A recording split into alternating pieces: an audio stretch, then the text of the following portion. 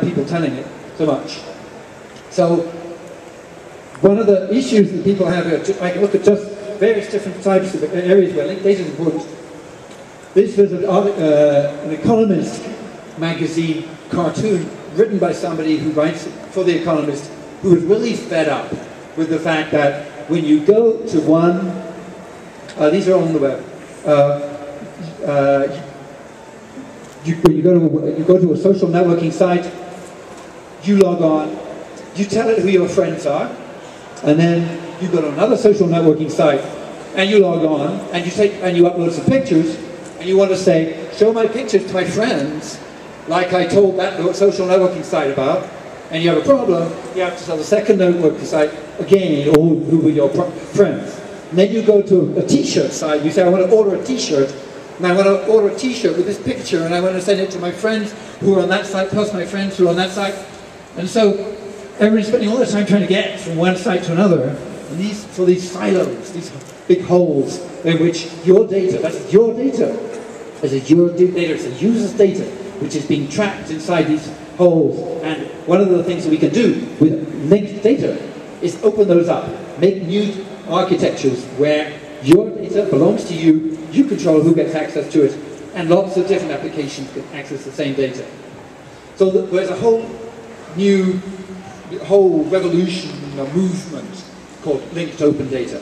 That's using the linked data standards. Linked data standards are very simple. If you want to make it linked data, then each concept is identified by URI. When you look up the URI, you get some data. In that data, there are some relationships to other things. I can get information about an event. I get relationships to the building where the event is. And those things are also identified by URIs. So if I look them up, I get information about the building. I find out who owns the building. I can find out about the company. Look at that up. I can find out who's the president of the company. I look his URI up. I can find out his email address and so on. So I can go through all these, connect these pieces of data together. The great thing about data is if you're making a presentation, this is a presentation. Normally, you use data from more than one place. That when you, so if you're making a little presentation, you may get data from more than one place. If you want to make a serious site that uses lots of data, you really need the multiplication you get from having standards, because just like with the web, you have lots and lots and lots of data out there. I've been spending a lot of time persuading governments to put their data on the web. There's enterprise data, community data, medical data, all kinds of really interesting public data. If you can access to all of that, you can do all kinds of really exciting presentations using it. The linked data cloud started off with, this is some information about Berlin. The blob in the middle is DBpedia. Who's heard of DBpedia? Who's heard of Wikipedia? All right, so in Wikipedia, there is text and there's data. And somebody Chris Bitzer in Berlin, wrote a program that took the data from each of the info boxes out of Wikipedia and put it into a big database, a big linked data cloud, and he called it DBpedia. And it's there. It's got billions of pieces of facts about all kinds of things, and it's linked to other things. And the really cool thing is, when he did that, people started connecting things like information, like Music Brains, the site about musicians, and sites about names, places, sites about people, sites about healthcare, government data. With time, the thing grew until it was, this was, I think, 18 months ago.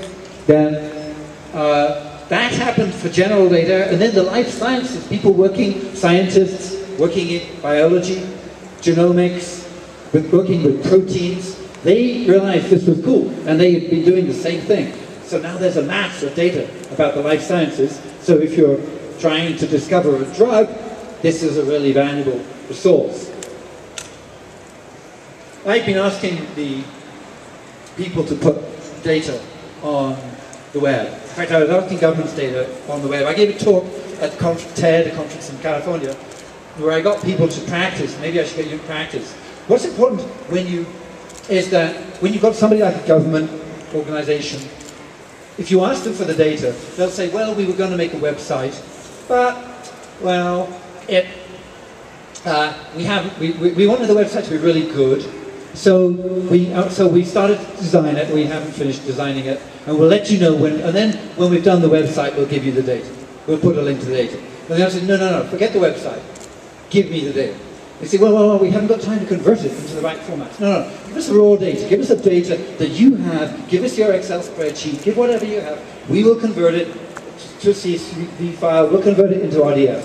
There are lots of people out there who want to convert interesting data into common formats. So you have to ask for raw data, and not in 2 years' time when they finish their project. Now, you have it, it's on the disk. It's not on the web.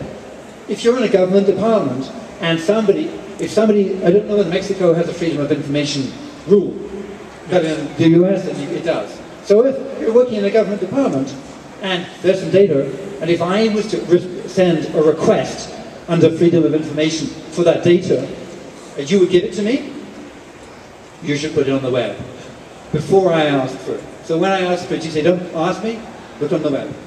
Okay, so put it on there. So you need to ask people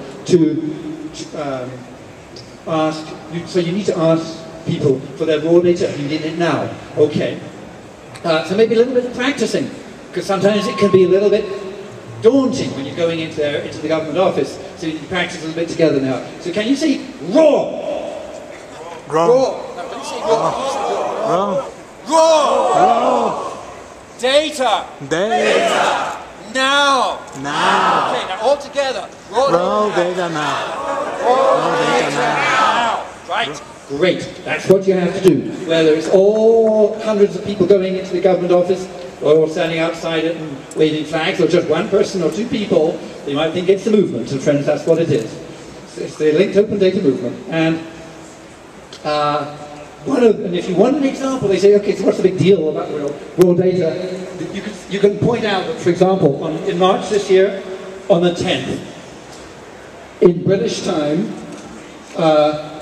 at 17:59 on Tuesday, there was somebody blogged on a government website to say, hey, I've got this data about bicycle accidents.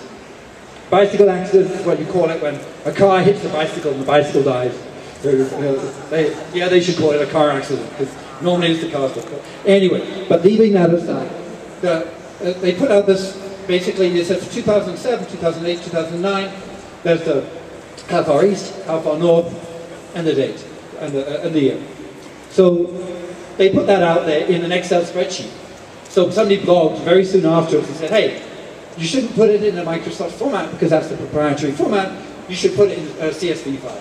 So they blogged and said, here is my CSV file. It was a zip CSV file, so I couldn't just point a browser at it, I had to unzip it first. But getting there, then the next one, then somebody converted all of the how far east, how far north in the UK grid system into latitude and longitude.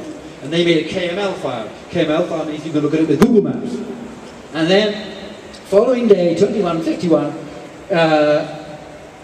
before the second day was out, somebody blogged to say, from the Times Online, not the New York Times, London Times Online, said, here is the map of the data, you can zoom it, you can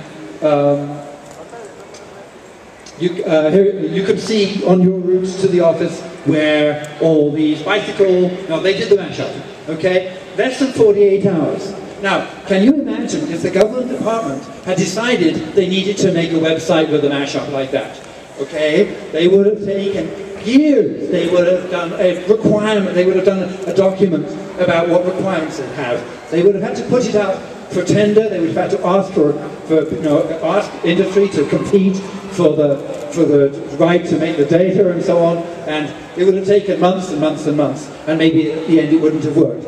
But, so now, that was done 48 hours. So that's why it's good to do raw data now.